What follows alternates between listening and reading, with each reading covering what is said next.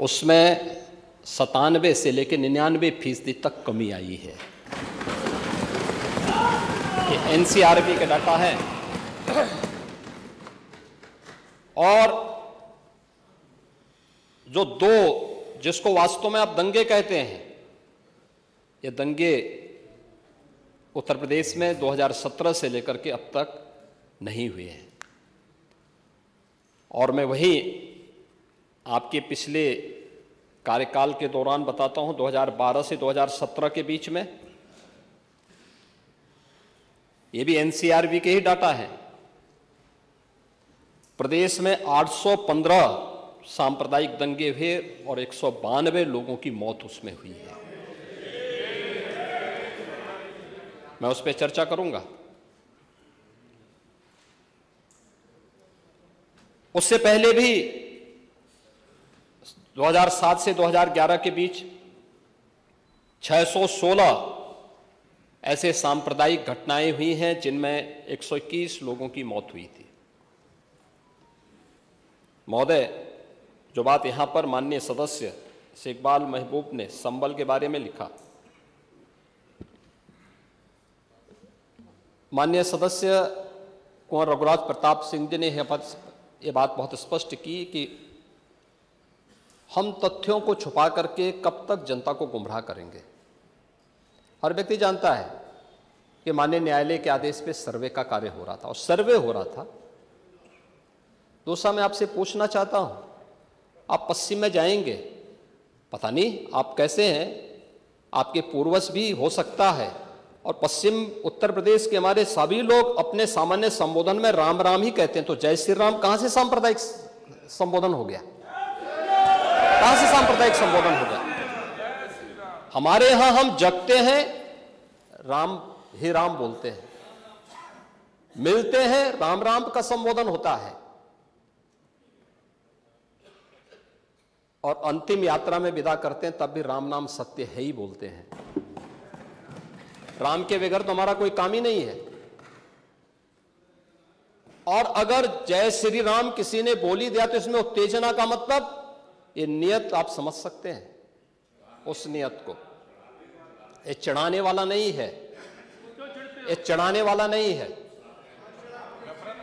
ये चढ़ाने वाला नहीं है।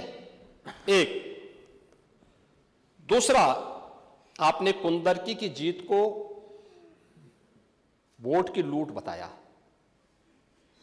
आप एक सदस्य का अपमान कर रहे हैं। आपके सदस्य की तो जमानत जब्त हो गई वहां पे। और क्या ये सच नहीं है? इस समय तो आज डिजिटल मीडिया का है। वहां का पठान, वहां का शेख सब कह रहे साहब हमारे पूर्वज तो हिंदू थे और आप भी, आपके पूर्वज भी हिंदू थे। क्या ये सच नहीं है? और क्या ये सच नहीं है कि देशी और विदेशी मुसलमानों की आपसी भिड़ंत है जो वर्षों की लड़ाई को लेकर के वहां चल रहा है? आप लोग सच पे पर्दा डालने का प्रयास कर रहे हैं, लेकिन एक चीज नोट करना कि सूर्य को, चांद को और सत्य को बहुत देर तक छुपा कोई नहीं सकता है, और सत्य जरूर सामने आएगा। और उसी सत्य के बारे में कहा जा रहा है। नेता प्रतिपक्ष कह रहे थे कि वहां की स्थिति ऐसी है कि अगर मंदिर आ भी जाए, क्या मंदिर बन जाएगा? मैं कहता हूं, ये तो बाबरनामा भी कहता है कि हर मंदिर को तोड़ करके एक ढांचा खड़ा किया गया। आप तो एक श्रेष्ठ ब्राह्मण कुल में आपने जन्म लिया है। आप तो भारत के पुराणों की परंपरा पर विश्वास करते हैं। हमारा पुराण भी इस बात को कहता है कि भगवान विष्णु, श्री हरि विष्णु का 10वां अवतार संबल में ही होगा, उसी संबल में होगा।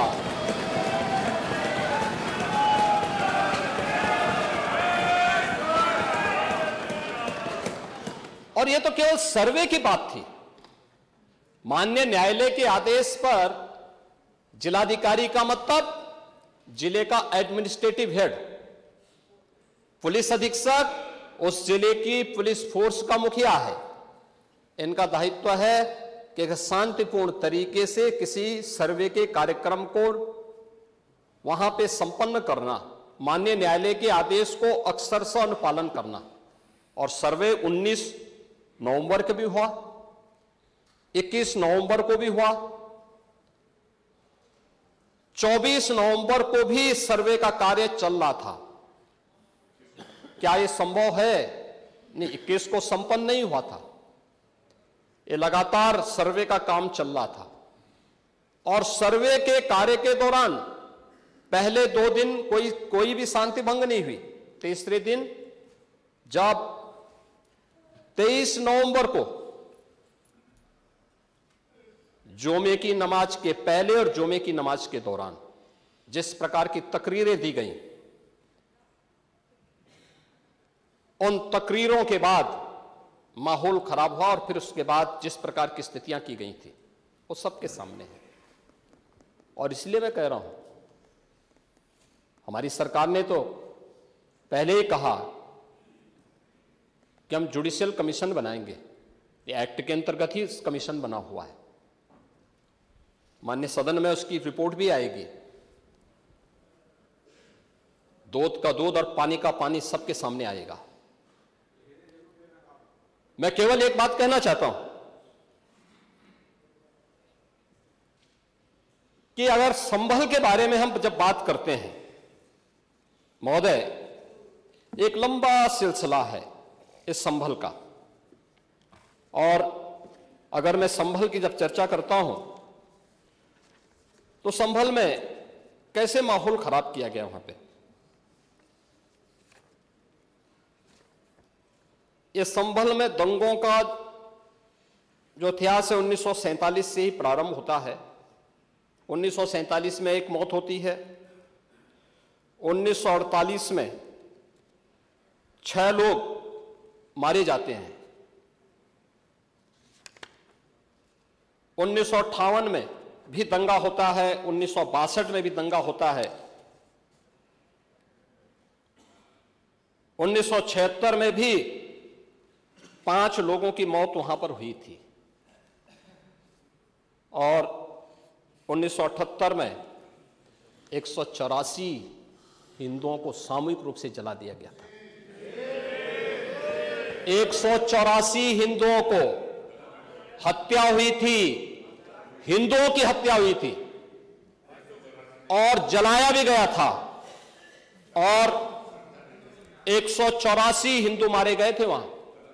184। मैं वही तो कह रहा हूं ना, आप उस सच को स्वीकार नहीं करेंगे, आप उस सच्चाई को स्वीकार नहीं करेंगे। और लगातार कई महीनों तक वहां कर्फ्यू था। 1980 में फिर दंगा हुआ था, एक मृत्यु हुई। 1982 में फिर दंगा हुआ, एक मृत्यु हुई। 1986 में 4 लोग मारे गए और 1990 फिर 1992 में 5 मौतें हुई, 1996 में 2 मौतें हुई। ये लगातार ये सिलसिला चलता रहा। 1947 से लेकर के अब तक 209 हिंदुओं की निर्मम हत्या वहां हुई है संभल के अंदर। 209 हिंदुओं की। और एक भी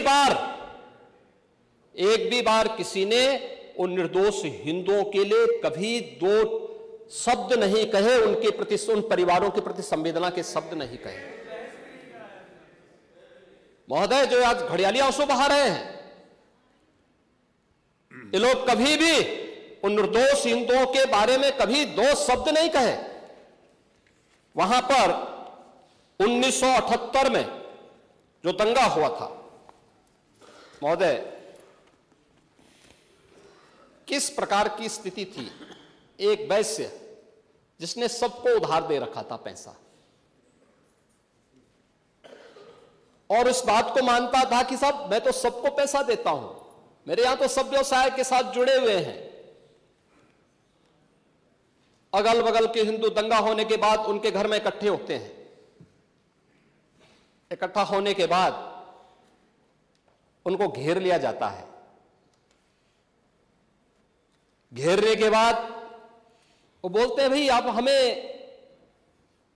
क्यों घेर रहे हैं?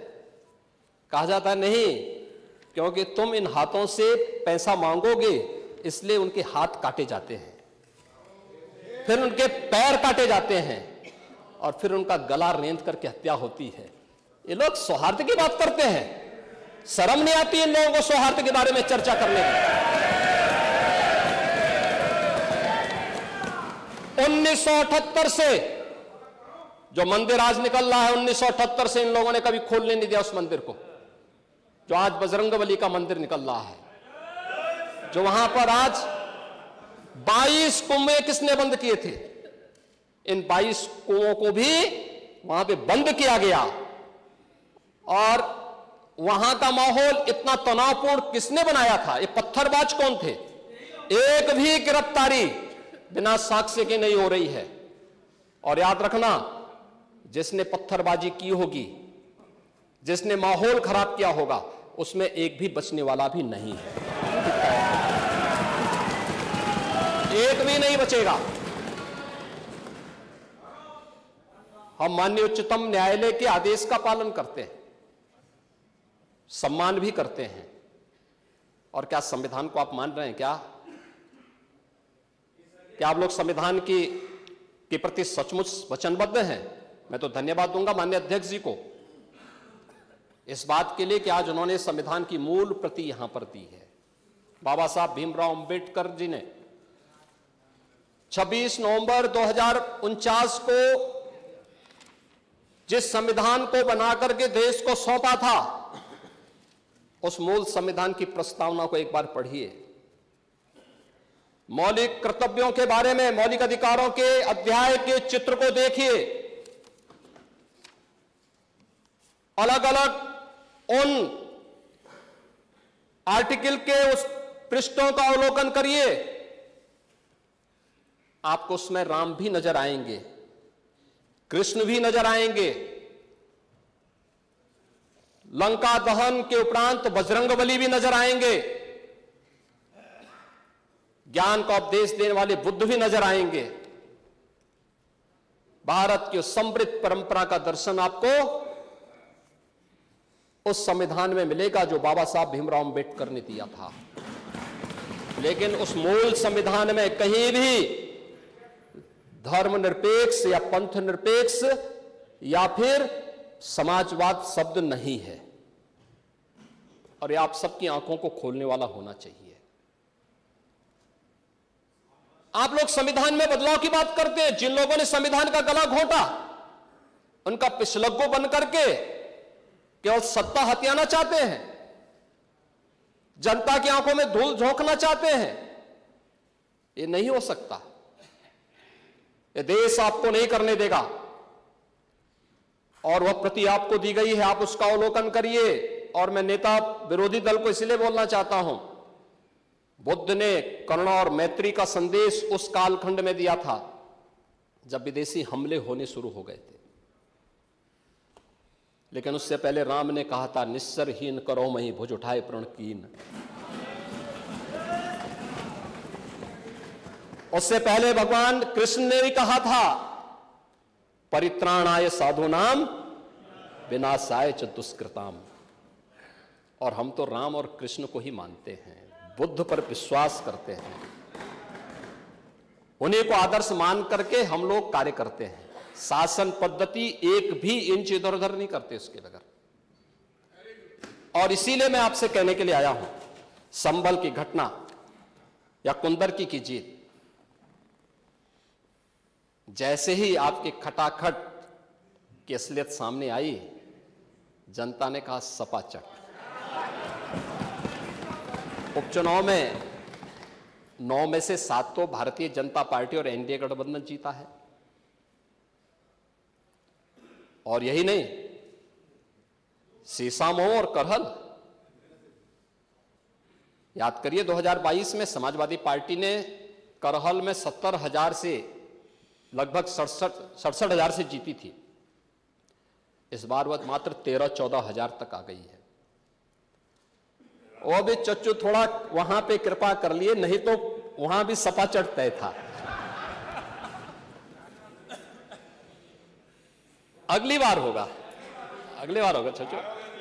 अरे आप चिंता मत करिए, देख लेना अगली बार। कुछ नहीं रहे, बहुत ज्यादा रहे।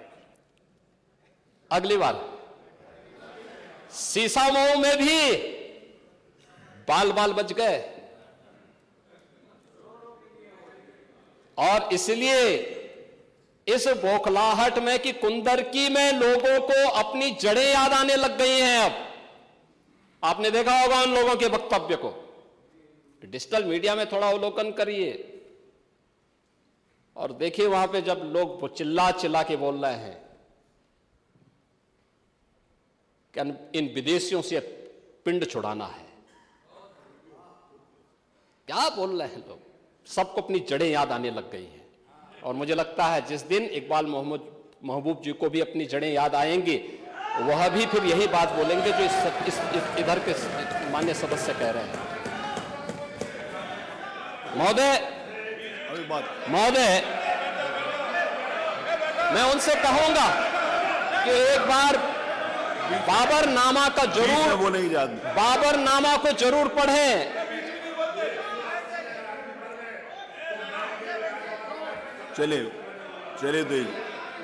चलिए वो जो बात कही, बाबरनामा को जरूर एक बार पढ़ें आप। मंत्री जी बोल रहे हैं, प्लीज बैठे। चलो आप दे देना जब अवसर हो, बाबरनामा को एक बार पढ़ें। आप बैठे। महोदय, संभल की घटना के साथ ही मैं प्रदेश के अंदर अलग अलग समय में जो दंगे अलग अलग समय में हुए हैं, 1972 में आगरा में दंगा हुआ, 19 लोग मरे थे। आजमगढ़ में 1972 में दंगा हुआ, 3 लोग मरे थे। बहराइच में 1973 में दंगा हुआ, 1 व्यक्ति की मौत हुई थी। गोंडा में 1973 में दंगा हुआ, 1 व्यक्ति की मौत हुई।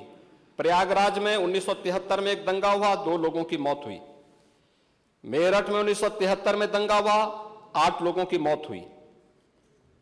आगरा में फिर 1974 में दंगा हुआ, 1 व्यक्ति की मौत हुई। पीलीभीत में 1974 में दंगा हुआ, 3 लोगों की मौत हुई। कानपुर में 1975 में दंगा हुआ, 2 लोगों की मौत हुई। मुरादाबाद में 1976 में दंगा हुआ, 3 लोगों की मौत हुई। बहराइच में 1976 में फिर दंगा हुआ, 3 लोगों की मौत हुई। बुलंदशहर में 1977 में दंगा हुआ, 2 लोगों की मौत हुई। वाराणसी में 1977 में दंगा हुआ, 8 लोगों की मौत हुई। मुरादाबाद में 1978 में दंगा हुआ, 19 लोगों की मौत हुई। अलीगढ़ में 78 में दंगा हुआ, 21 लोगों की मौत हुई। ये लगातार मैं क्या कर रहा हूं, उसमें आप भी थे, जिसके कारण लोकतंत्र सेनानी आप कहलाते हैं, लोकतंत्र सेनानी कहलाते हैं मल्होत्रा जी। उसी के नाम पर आप लोग, मैं क्या कर रहा हूं, ये दंगे हुए हैं, मैं उन दंगों के बारे में बोल रहा हूं जिन दंगों के कारण लगातार माहौल खराब हुआ है प्रदेश का। और आज प्रदेश के अंदर सुरक्षा का जो एक माहौल है, कानून व्यवस्था की जो एक स्थिति पैदा हुई है, लोगों को सुरक्षा पे विश्वास है, कानून व्यवस्था पर विश्वास है, उसी का परिणाम है कि 40 लाख करोड़ रुपए का निवेश का प्रस्ताव उत्तर प्रदेश को प्राप्त होता है। इतना निवेश, इंफ्रास्ट्रक्चर का एक कार्य, रोड की, रेलवे की, एयर कनेक्टिविटी की, ये उसी का परिणाम है जो सरकार कर रही है और लगातार उसको कर रही है। महोदय, मैं केवल ये कहना चाहूंगा कि आखिर मैं नेता विरोधी दल से ये पूछना चाहता हूं कि अगर हमारा कोई पर्व और त्योहार है या किसी का भी है, मुहर्रम का जुलूस हो या फिर कोई भी अन्य मुस्लिम समाज का कोई पर्व और त्योहार का कोई जुलूस, वो हिंदू मोहल्ले से सुरक्षित निकल जाता है, कोई दिक्कत नहीं होती, मंदिर के सामने से भी निकल जाता है, कोई समस्या नहीं होती। लेकिन इस समस्या केवल वहीं पे क्यों खड़ी होती है जब कोई हिंदू शोभा यात्रा किसी मस्जिद के सामने से, किसी मुस्लिम बाहुल्य क्षेत्र से निकलती है, तब क्यों तनाव पैदा हो जाता है? तभी क्यों झंडा लगाने में क्या समस्या आ रही है? क्या भारत की धरती पे केसरिया झंडा नहीं लग सकता? क्यों नहीं लग सकता? क्यों नहीं लग सकता? मैं यही पूछना चाहता हूं, आखिर ये दंगे क्यों किए जाते हैं? और बहराइच का मामला, महाराजगंज उस कस्बे का, जहां के बारे में आप कह रहे हैं कि लगातार मुस्लिम बस्ती थी, मोना जी ने भी इस बात को कहा कि बस्ती थी, प्रशासन नहीं था, 4 कंपनियां पुलिस थी वहां पे, और दंगा सड़क पे नहीं हो रहा था, गोली घर के अंदर से चल रही थी। जिस निर्दोष राम गोपाल मिश्रा की हत्या हुई, वह घर के अंदर से गोली चला करके उसकी निर्मम हत्या की गई। हमें इस सच्चाई को स्वीकार करना चाहिए। ये दंगा सड़क पे आमने सामने नहीं था। अगर पुलिस घर के अंदर घुसती तो लोग फिर कुछ और आरोप लगाते। पुलिस ने बचाव करने का अपना प्रयास किया, 4 कंपनियां वहां पे थी, और आप कह रहे हैं कि माननीय मोना जी ने भी कहा कि भारतीय जनता पार्टी के विधायक ने आरोप लगाए। भारतीय जनता पार्टी के विधायक ने इस हल्दी की घटना को लेकर के नहीं, इस महाराजगंज कस्बे की घटना को लेकर के नहीं, ये उस समय बहराइच कस्बे में थे, और बहराइच कस्बे में इनकी गाड़ी पर हमला हुआ, जो वहां से 30-35 किलोमीटर दूर है। वहां पे एक पथराव हुआ था। मैंने भी इनको कहा था, मैंने कहा देखो तुम्हारे उस क्षेत्र में दंगा हुआ है, तुम वहां तत्काल जाओ, लोगों को कंट्रोल करो। लेकिन उसको कैसे तोड़ मरोड़ करके प्रस्तुत किया जा रहा है। इन्होंने जो तहरीर दी वो दूसरे मामले में दी है, उसका इस घटना से कोई लेना देना नहीं, लेकिन उसको किस तरीके से जोड़ करके देखा जा रहा है।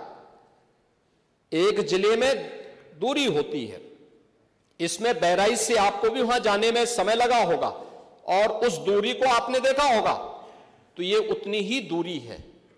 उस घटना को उससे नहीं जोड़ के देखा जा सकता। लेकिन मैं पूछना चाहता हूं कि हिंदू मोहल्ले से और हिंदू मंदिर के सामने से मुस्लिम जुलूस निकल सकता है, तो मुस्लिम मोहल्ले और मस्जिद के सामने से कोई हिंदू शोभा यात्रा क्यों नहीं निकल सकती? क्यों नहीं निकल सकती? और यहीं पे विवाद शुरू होता है। यानी आप चाहते हैं कि आपके पर्व और त्योहार तो शांतिपूर्ण तरीके से मनाए जाएं। कौन नहीं कहता भी? आपके संभल में थे सिया सुन्नी का भी विवाद हुआ था 1976 में। पूरा विवाद तो सिया सुन्नी का था।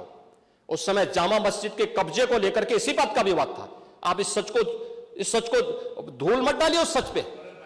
और लखनऊ का सिया सुन्नी विवाद ये भारतीय जनता पार्टी की सरकार के समय ही समाप्त हुआ है। आप लोग तो लड़ाते थे, यहां पे सिया और सुन्नी को भी लड़ाते थे, क्योंकि आपकी तो शुरू से ही राजनीति थी बांटने की और फिर कटवाने की, और इसलिए हमने कहा कि न बटेंगे और न कटेंगे। हम न बटेंगे और न कटेंगे। मुझे आश्चर्य होता है, अपने को शिक्षक कहते हैं श्री संग्राम सिंह यादव। हाँ, सच को स्वीकार करने की सामर्थ्य नहीं, इसलिए चले गए। आप देखें, एक दोहरे चरित्र के व्यक्ति के द्वारा जो अपनी कुछ पंक्तियां पहले लिखी गई हैं और बाद में उसका चरित्र कैसे बदला है। मोहम्मद अल्लामा इकबाल के बारे में वही कहते हैं, यानी जो पहले कहते थे उन्होंने क्या बात कही थी बाद में। मुस्लिम हैं हम, वतन हैं सारा जहां हमारा, चीन वो अरब हमारा, हिंदुस्तान हमारा, तौहीद की अमानत सीनों में है हमारे। दुनिया के बुत कंदों में पहले वह घर खुदा का, तेगों के साये में हम पलकर जमा हुए हैं। मकरीब की वादियों में गूंजी अजा हमारी, पातिल में दबने वाले, हे आसमां नहीं हम, हे गुलस्ता ये अब्दुल्लस, वो दिन है याद तुझको, ये मौज ये दजला तो भी पहचानती है हमको, ये अर्ज ये पाग तेरी हुर्मत पे कट मरे हम, सालार ये कार्रवाई है मीर ये हिजाज अपना, इकबाल का तराना बाग ये दरा है गोया, मुस्लिम है हम वतन है सारा जहां हमारा। अब आप मुझे बताओ, क्या इकबाल को आप अपना आदर्श मानते हैं क्या? इस इकबाल को मानेंगे क्या? वो अपने को पेशे से शिक्षक कहते हैं। ऐसे शिक्षक छात्रों को पढ़ाएंगे तो दुर्गति कराएंगे ही कराएंगे। यानी इकबाल की एक कविता को यहां पे पढ़ करके और वास्तविक सच से आप धूल डाल करके उसको छुपा नहीं सकते हैं। और मैं इसीलिए कहना चाहूंगा कि महोदय, प्रशासन ने पूरी कार्रवाई की है और लगातार हमारे संज्ञान में सारी बातें हैं। एक एक बात पर सरकार नजर रख रही है। 25 करोड़ की आबादी का प्रदेश है और 25 करोड़ की आबादी के प्रदेश में पिछले 7.5 वर्ष के दौरान सभी पर्व और त्योहार शांतिपूर्ण तरीके से संपन्न हुए हैं। सभी वीवीआईपी विजिट सकुशल संपन्न हुई हैं। अयोध्या में श्री राम जन्मभूमि पर भगवान राम के भव्य मंदिर के कार्यक्रम को भी, जिसको लेकर के आप बहुत बड़ा पहले प्रदेश के मन में भय पैदा करते थे, वह भी सकुशल संपन्न हुआ। आज प्रदेश में जब सर्वत्र सुरक्षा का एक बेहतरीन माहौल है और 2025 में जब उत्तर प्रदेश को एक गौरव प्राप्त होने जा रहा है कि दुनिया का सबसे बड़ा आध्यात्मिक और धार्मिक सामाजिक जो उत्सव हो, एक महापर्व है महाकुंभ प्रयागराज, जिसमें पूरी दुनिया का एक समागम होने वाला है, जब इसे आयोजित करने का अवसर प्राप्त हो रहा है, तब मैं विपक्ष के अपने साथियों से कहना चाहूंगा कि प्रदेश के माहौल को अपने वक्तव्यों से और अपने करतूतों से कृपया खराब न करें। प्रदेश आगे बढ़ना चाहता है, विकास के अपने लक्ष्यों को प्राप्त करना चाहता है, लेकिन मैं इस बात के लिए आश्वस्त करूंगा कि 25 करोड़ जनता को सुरक्षा देना, उनकी हर प्रकार से हिफाजत करना, ये प्रदेश सरकार की जिम्मेदारी है। लेकिन अराजकता, पत्थरबाजी और किसी भी इस प्रकार के आदेश के खिलाफ जो माननीय न्यायालय ने आदेश किया है, उसके बाद भी कोई कानून को अपने हाथों में लेकर के कानून को ठेंगा दिखाने का प्रयास करेगा तो सरकार उससे सख्ती से निपटने का काम भी करेगी। और वही सख्ती वहां पर आवश्यक है जहां पर लोगों ने माहौल खराब करने का प्रयास किया है। एक भी निर्दोष नहीं जाएगा। जितने भी विजुअल्स होंगे उसके वीडियो फुटेज हैं, गोली चलाते हुए, कट्टा लहराते हुए, तलाशी के दौरान पत्थरबाजी करते हुए, घरों के छतों के ऊपर जो पत्थर रखे गए हैं, ये सारी विजुअल्स हमारे पास हैं और उसके अनुरूप ही कार्रवाई होगी। हां, ये जरूर आश्वस्त करते हैं कोई निर्दोष के खिलाफ कोई कार्रवाई नहीं होने वाली, अब तक नहीं हुई है, आगे भी नहीं होगी, लेकिन कोई दोषी होगा उसको कोई बचा भी नहीं पाएगा। यह भी मैं इस सदन के माध्यम से पूरे प्रदेश के अंदर बहुत स्पष्टता के साथ कहना चाहूंगा कि सरकार की जीरो टॉलरेंस की नीति पहले दिन से है। अपराध और अपराधियों के प्रति, दंगों और दंगाइयों के प्रति वही जीरो टॉलरेंस की नीति के साथ सरकार कार्य करेगी। इन दोनों मामलों में राजनीति की बजाय हमें समग्रता की दृष्टि से देखना होगा और समग्रता की दृष्टि से ये जो मैंने पहले माननीय नेता विरोधी दल को कहा कि आखिर ये कहां लिखा है संविधान में कि किसी मुस्लिम बाहुल्य क्षेत्र में हिंदू शोभा यात्रा नहीं निकल सकती, और जब आप रोकते हैं तभी हिंदू पक्ष से भी रिएक्शन आता है कि साहब हम भी नहीं जाने देंगे। भाई मुझे आश्चर्य होता है इन बातों को लेकर के कि मस्जिद के सामने से नहीं निकलने देंगे। क्यों नहीं निकलने देंगे? ये सड़क क्या किसी की है क्या? ये सार्वजनिक मार्ग है, कैसे आप रोक सकते हैं? परंपरागत, बहराइच में भी परंपरागत जुलूस था, परंपरागत जुलूस था, वही मैं कह रहा हूं, परंपरागत जुलूस था। और उसी परंपरागत जुलूस को आगे बढ़ाने के लिए सारे कार्यक्रम संपन्न हुए थे, आगे भी संपन्न होंगे। लेकिन ये चीजें तय करना, ये कहना कि उत्तेजक नारे लगाए जा रहे थे, जय श्री राम का नारा उत्तेजक नहीं है, ये हमारी श्रद्धा का नारा है, हमारी आस्था का प्रतीक है। कल मैं आपसे कहूंगा कि अल्लाह अकबर का जो स्लोगन है ये हमें अच्छा नहीं लगता, नहीं, आपको हम रोकें तो क्या आपको अच्छा लगेगा? नहीं, आपको नहीं, मुझे मतलब होने की आवश्यकता ही नहीं, मुझे आवश्यकता ही नहीं इसकी, नहीं, मुझे इसकी आवश्यकता ही नहीं है, मुझे इसकी आवश्यकता ही नहीं, क्योंकि मेरी तो विरासत इतनी लंबी चौड़ी है, इतनी प्राचीन है कि मैं उस परंपरा को ही लेकर के चले जाऊं। मैं जय श्री राम का नारा, हर हर महादेव का नारा और राधे राधे, राधे राधे के संबोधन से ही अपना पूरा जीवन काट सकता हूं। मुझे किसी और स्लोगन की आवश्यकता ही नहीं है, मुझे कोई अन्य नारे की आवश्यकता ही नहीं है, कोई संबोधन की आवश्यकता नहीं। लेकिन मैं आपसे कहना चाहता हूं, कल कोई आपसे कहेगा, कोई हिंदू भी ये कहेगा कि साहब हमें भी परेशानी है, आप लोग मत बोलिए, क्या आपको अच्छा लगेगा? और कोई भजन गाया जा रहा है,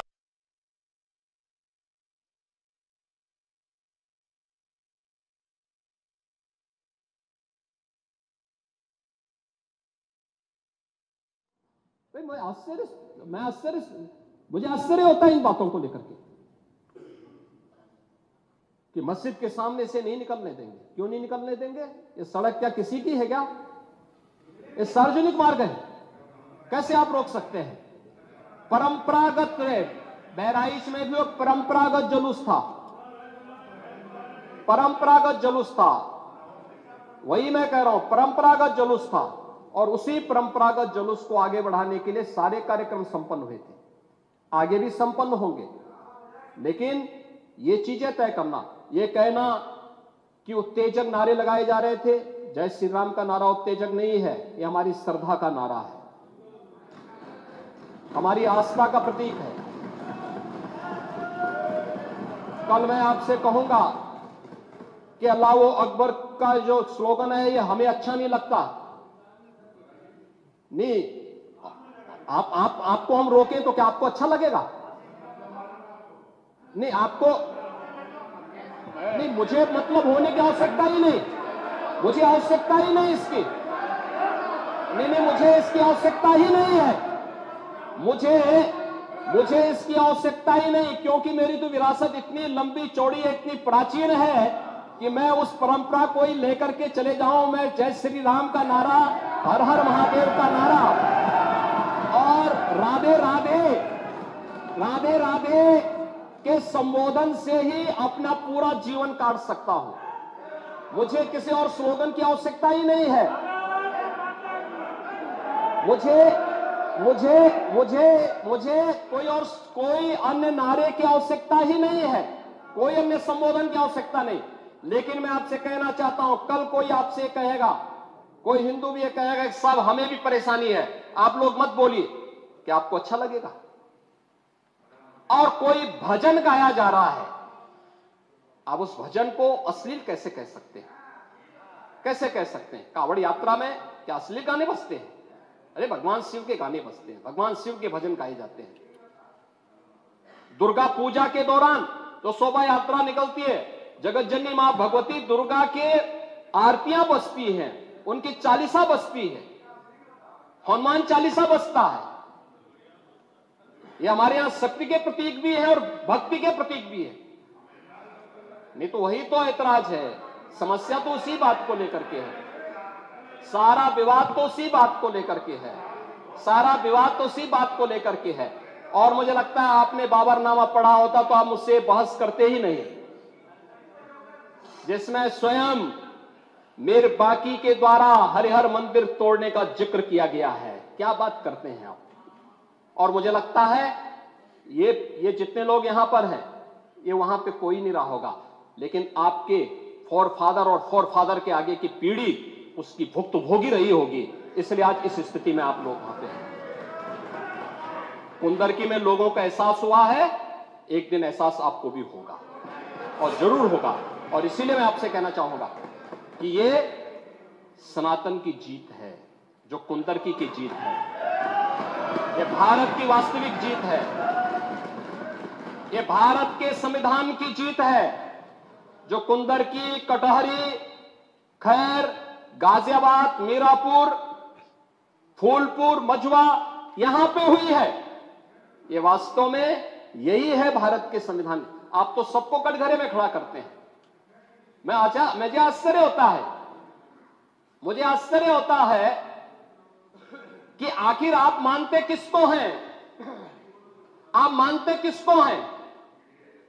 मुझे एक बात बताओ कि भारत के संविधान के अनुरूप माननीय उच्चतम न्यायालय, एक तरफ आपने सर्वे के बारे में माननीय उच्चतम न्यायालय की बात का स्वागत किया और माननीय उच्चतम न्यायालय ही एक बात को कहता है, बार बार भारत के माननीय उच्चतम न्यायालय ने समान नागरिक कानून की बात देश के अंदर लागू करने की कही है। और भारत अकेला देश है, भारत अकेला देश है जिसमें बहुसंख्यक समाज अपने लिए विशेष अधिकार की मांग नहीं करता है, बल्कि एक समान नागरिक कानून की मांग कर रहा है। और अगर एक माननीय न्यायाधीश ने, इलाहाबाद उच्च न्यायालय के एक माननीय न्यायाधीश ने उस समान नागरिक कानून की वकालत की, तो आप उनके खिलाफ महाभियोग का नोटिस राज्यसभा में दे दिए। या आपके दोहरे चरित्र को नहीं दिखा दो तो क्या है ये। आखिर दुनिया के अंदर यही हो रहा है, लेकिन भारत के अंदर बहुसंख्यक समाज कह रहा है कि साहब एक समान नागरिक कानून लागू करो। लेकिन अगर वही माननीय न्यायाधीश एक सामाजिक सांस्कृतिक संगठन के कार्यक्रम के दौरान इस बात को कहते हैं कि दुनिया के अंदर ये है, अगर भारत के अंदर इसको मांग करने की वकालत हो रही है तो बुरा नहीं। और माननीय उच्चतम न्यायालय बार बार इसके बारे में सरकार को कह चुकी है, लेकिन आप लोग उसमें एक तरफ उच्चतम न्यायालय के द्वारा सर्वे पर रोक लगाने का स्वागत कर रहे हैं, बुलडोजर की कार्रवाई पर दी गई गाइडलाइन का स्वागत कर रहे हैं। उसका तो स्वागत हमने भी किया है, क्योंकि उत्तर प्रदेश अकेला राज्य है जिसने बुलडोजर की कार्रवाई को अक्सरशः सुप्रीम कोर्ट की उस गाइडलाइन के अनुसार अंजाम दिया है, अक्सरशः। और इसीलिए मैं कह रहा हूं कि यही स्थिति है कि माननीय न्यायाधीश इलाहाबाद उच्च न्यायालय ने अगर वक्तव्य दिया समान नागरिक कानून के बारे में, तो समाजवादी पार्टी, कांग्रेस, इन सब के लोगों ने राज्यसभा में उनके खिलाफ एक महाअभियोग की नोटिस ही दे करके आप सच को मुंह जबरदस्ती बंद करना चाहते हैं। और वहीं पे नहीं किया आपने, यहां पर भी आप चुप नहीं रहे। राज्यसभा के माननीय सांसद, माननीय सभापति तो भारत के महामहिम उपराष्ट्रपति भी हैं, उनके खिलाफ भी अविश्वास प्रस्ताव की नोटिस दे दी गई, इसलिए क्योंकि उन्होंने सदन स्मूथली चलाने के लिए सदन के सभी पक्षों से कहा। एक सभापति के रूप में, एक चेयरपर्सन के रूप में उनकी जिम्मेदारी यही है, उन्होंने इसी बात को कहा। लेकिन एक किसान का पुत्र कैसे इतनी बड़ी कुर्सी पे पहुंच गया, ये लोगों को अच्छा नहीं लग रहा, ये अच्छा नहीं लग रहा है, इसलिए अविश्वास प्रस्ताव को नोटिस। चुनाव के दौरान चुनाव आयोग को कटघरे में खड़ा किया गया, चुनाव आयोग को कटघरे में खड़ा करने का प्रयास, यानी जबरदस्ती आप गन पॉइंट पर अपनी बातों को मनवाना चाहते हैं संवैधानिक संस्थाओं से। मुझे लगता है ये चरित्र अच्छा नहीं है, ये स्वस्थ लोकतंत्र के लिए अच्छी परंपरा नहीं है। हमें संवैधानिक संस्थाओं का सम्मान करना सीखना होगा। हमें संवैधानिक संस्थाओं को हर प्रकार से मजबूत बनाना होगा और शासन प्रशासन की कार्रवाई को जो न्याय हित में हो, समाज हित में हो, राष्ट्र हित में हो और आने वाले भविष्य के हित में हो, उसका भी समर्थन करना चाहिए। और मैं यही कहूंगा कि बहराइच की घटना में या संभल की घटना में प्रशासन की कार्रवाई पूरी ईमानदारी के साथ, पूरी न्याय संगत तरीके से आगे बढ़ रही है। हम लोगों ने संभल की घटना को लेकर के एक जुडिशियल कमीशन गठित किया है। जुडिशियल कमीशन वहां विजिट कर रहा है, लगातार लोगों के बयान भी लेंगे, सभी पक्षों की बात को भी सुनेगा, सच को सामने लेके आएगा। लेकिन आपके अनावश्यक पत्थरबाजी से या फायर करने से, इल्लीगल आर्म से फायर करने से वहां पर शांति बहाल नहीं होने वाली है। और आप सौहार्द की बात कर रहे हैं, आप बोल रहे हैं पुलिस छावनी में बदल दिया। अब देखो रहे धार्मिक स्थल से बिजली चोरी, यानी बिजली के मिनी स्टेशन संचालित हो रहे हैं। हम तो ये सोच रहे थे कि मिनी स्टेशन पावर कारपोरेशन ही चला रहा है। अब वहां पर कई मस्जिदें ऐसी पाई गई जिन मस्जिदों के ऊपर एक इल्लीगल सब स्टेशन बना करके वहां से कनेक्शन बांटे गए थे लोगों को फ्री में। लाइन लॉस प्रदेश के अंदर, उत्तर प्रदेश के अंदर लाइन लॉस पावर कारपोरेशन का ये 30 से कम है। और संभल कस्बे में वहां पर 2 मोहल्ले हैं, एक दीपा सराय और एक मियां सराय है ना। इन दोनों में लाइन लॉस 78% और 82% है। देश के संसाधनों में कैसे लूट होती है। और अगर प्रशासन अपने कर्तव्यों का निर्वहन कर रहा है, वैसे तो कहेंगे प्रशासन कोई कटघरे में खड़ा है कि प्रशासन चोर है, चोर है, चोर है, और प्रशासन उसी चोरी को पकड़ने के लिए चला जाए तो अत्याचार है, अत्याचार है, अत्याचार है। कहां से अत्याचार हो गया? अरे यही सच्चाई है। उस सच्चाई को उजागर किया जा रहा है। और याद रखना, सच्चाई जब सबके सामने आती है लोगों को बुरा लगता है, क्योंकि जो सच्चाई स्वीकार नहीं कर सकते, जो बराबरी नहीं कर सकते, वे बुराई करते हैं। और यही बुराई आप कर रहे हैं। आपकी बुराई में न्याय नहीं झलकता, सत्य नहीं झलकता, ये पक्षपातपूर्ण है। और मुझे लगता है इससे लोकतंत्र की व्यवस्था मजबूत नहीं होती, कमजोर होती है। और इसलिए मैं माननीय अध्यक्ष जी, पूरे प्रदेश को इस बारे में आश्वस्त करना चाहूंगा।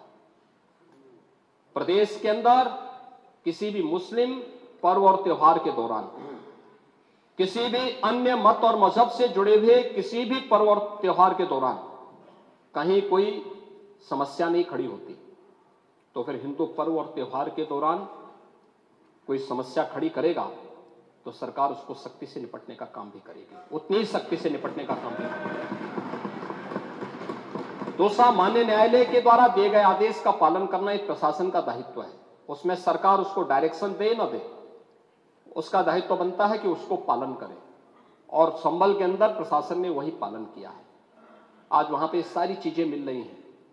आखिर आपकी बात को हम मानते हैं कि मंदिर को आपने छेड़ा नहीं, आपने बड़ी कृपा कर दी। लेकिन ये जो 22 कुएं और उन कुओं में जो मूर्तियां मिल रही हैं, ये कुएं किसने पाट दी? ये नोटिस में क्यों परेशानी हो रही है? आपके सांसद जिनसे आपकी प्रतिद्वंदिता है, मानता हूं, क्योंकि वहां पे आप में तो तुर्क और पठान का विवाद चल रहा है, मैंने नहीं कर दिया, एक विवाद चल रहा है। आप उनके सामने, माननीय सदस्य के सामने, आप उनके साथ अपनी जड़ें ढूंढ रहे होंगे। लेकिन ये सच्चाई है, ये सच्चाई है, क्योंकि ये तो है ही। सकीफुल रहमान बर्क कभी भी अपने को ये नहीं बोलते थे कि मैं भारत का नागरिक हूं, वो तो कहते थे मैं बाबर का संतान हूं, वो बोलते थे। आप भी मानते हो किस बात को? अब आपको तय करना है कि आक्रांताओं को अपना आदर्श मानते हैं या राम कृष्ण और बुद्ध की परंपरा को अपना आदर्श मानते हैं। भारत के अंदर राम कृष्ण और बुद्ध की ही परंपरा रहेगी, बाबर और औरंगजेब की परंपरा नहीं रहेगी। धन्यवाद। तो भारत के अंदर श्री राम, गौतम बुद्ध और महादेव की परंपरा रहेगी, ना कि आक्रांताओं की। और बहुत ही आक्रामक तरीके से सीएम योगी आदित्यनाथ ने सदन में अपना भाषण दिया है। संभल में होगा भगवान विष्णु का वास, हरिहर मंदिर को तोड़ा गया। सीएम योगी आदित्यनाथ की क्या कुछ खास बातें रही वो भी हम आपको पॉइंटर्स के जरिए दिखा रहे हैं और हमने उनका पूरा भाषण आपको सुनवाया। क्या कुछ महत्वपूर्ण बातें रही उनको भी आपने ध्यान से सुना। पॉइंटर्स के जरिए भी हम लगातार ये बताने का प्रयास कर रहे हैं कि सीएम योगी आदित्यनाथ ने कौन कौन सी खास बातों का अपने भाषण के दौरान जिक्र किया है।